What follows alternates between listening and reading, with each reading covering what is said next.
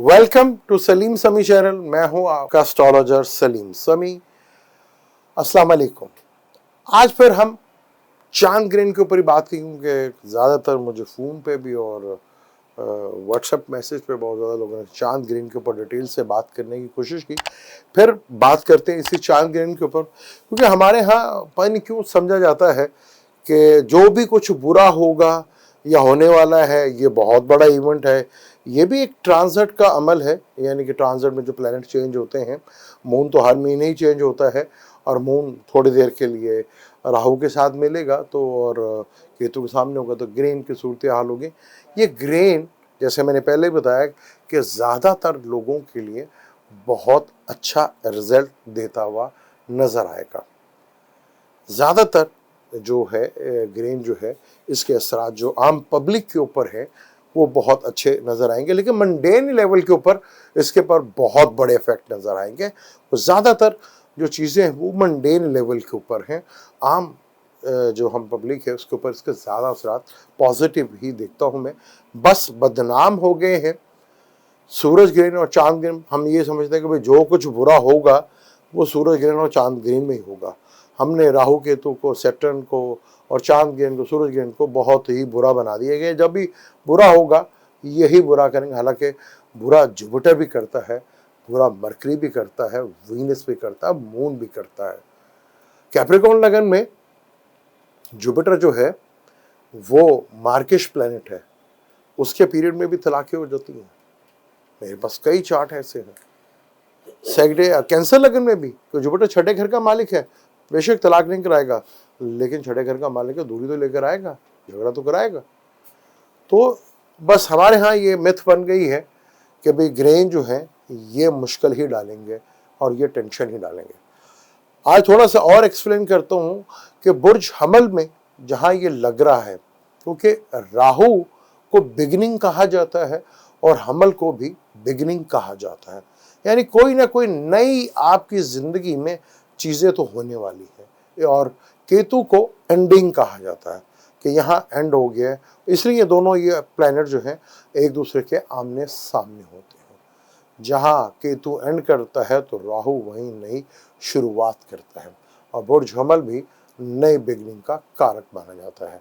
तो यहाँ पर आपका जो भी प्लैनेट्स हो, जो भी आपका ज़ोडिक साइन हो या मून साइन हो या लगन हो, तो एरिस जहाँ पे भी आएगा, जैसे बुर्ज हमल का पहला घर ही है तो पहला घर ही कह लें, उनकी पर्सनैलिटी में, उनकी सेहत में कुछ ना कुछ नया ज़रूर होगा।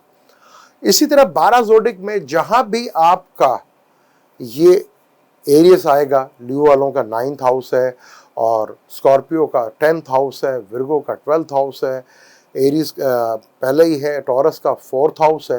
तो जहाँ जहाँ एरीज का जो है 12th हाउस है टॉरस का लोग, तो जहाँ जहाँ ये होगा एरीज आएगा वहाँ अगले 3 से 4 महीनों में आपकी ज़िंदगी में कोई नई बड़ी तब्दीली जो है वो अच्छी या बुरी वो देखने को मिल सकती है। हाँ, जिन्हें ये अफेक्ट कर सकता है आपकी कुंडली में ट्रांजिट और ये ग्रहण वगैरह जब भी असरात डालेंगे, जब आपके चार्ट में कोई प्रॉमिस भी होगा या कोई इस तरह का इवेंट भी होगा तब ही ऐसा होगा, या दिशा वगैरह में कोई चीज़ होगी तभी ऐसा होगा। कोई प्रॉमिस होगा तो ट्रांजिट पे उसका असर जो है वो देखने को मिलेगा। जब कुंडली में प्रॉमिस ही नहीं है तो कोई ये ट्रांजिट या दिशाओं से कोई असर नहीं होगा।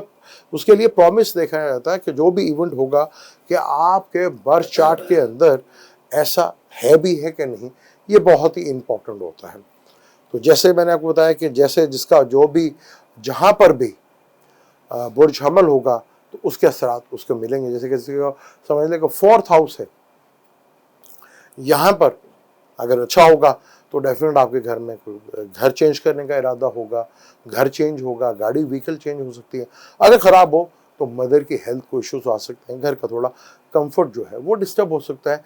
तो ये चांद ग्रहण जो है जहाँ हो रहा है बुर्ज हमल में हो रहा है, और जहाँ अगर आपकी राहु की दिशा या वीनस क्योंकि वीनस के नक्षत्र पे हो रहा है, अपना भरनी पे हो रहा है, उस पर कोई प्लेनेट वीनस पे एक दिशा चल रही है तो आपके ऊपर असर करेगा। क्योंकि राहु और केतु खुद कुछ नहीं करते जब तक जहाँ वो बैठे होते हैं उसका मालिक बड़ा इंपॉर्टेंट होता है। जैसे कि मार्स में हो रहा है तो मार्स की अगर दिशा चल रही है आपकी, तब आपकी ज़िंदगी में इसके असरात देखने को मिलेंगे।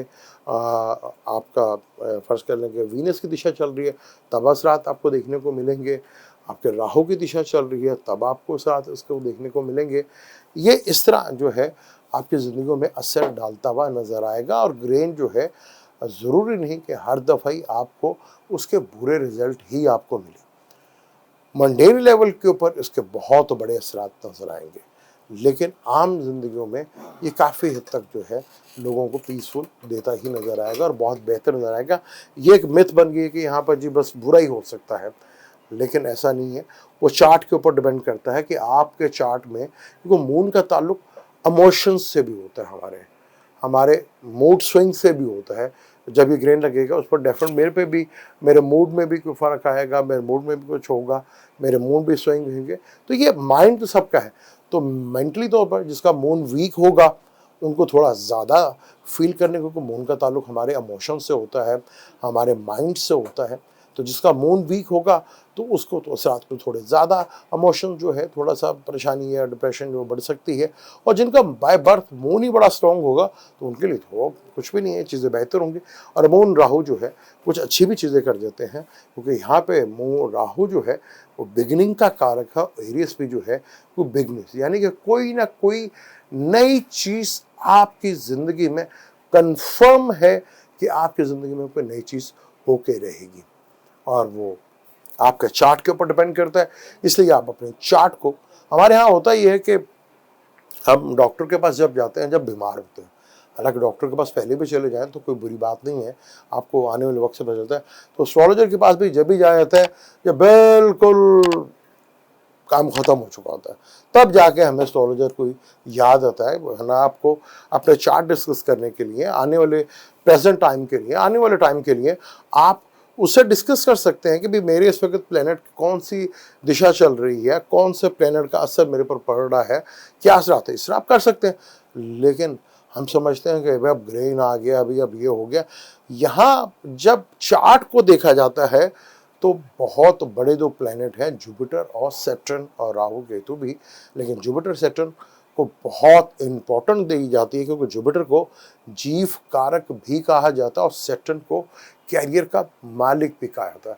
तो इन दो प्लैनेट्स की जब कुछ ना कुछ मूवमेंट्स होती है तो हमारी ज़िंदगियों में बहुत बड़ा असर होता है और बहुत इसके असरात जो है हमें देखने को मिलते हैं और नज़र भी आते हैं।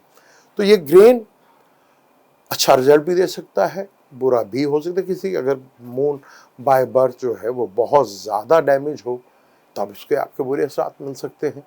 इमोशन थोड़ा सा डिस्टर्ब हो सकते हैं, हमारे माइंड से भी इसका ताल्लुक है, हमारे इमोशन से इसका ताल्लुक है और हमारे खाने पीने से भी।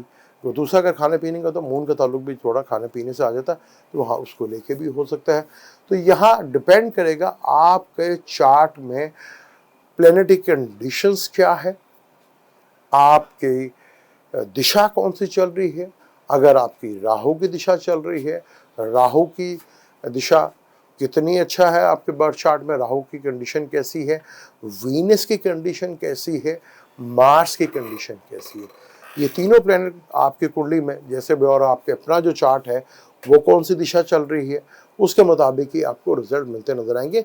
ये ग्रहण से ज़्यादा डरने की आपको कोई ज़रूरत नहीं है। ये ग्रहण आपको ज़्यादातर 90% लोगों के लिए ये बेनिफिट्स होगा।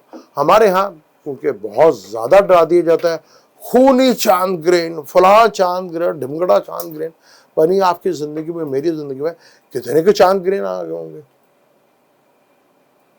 तो वो इतना असर जो है जब सूरज ग्रहण और चांद ग्रहण का जो ताल्लुक है, हालांकि इन्हें अल्लाह की आयत कहा जाता है। जैसे कुरान पाक में अल्लाह ताला की आयत है, इस तरह कायनात में भी अल्लाह ताला की आयनात है।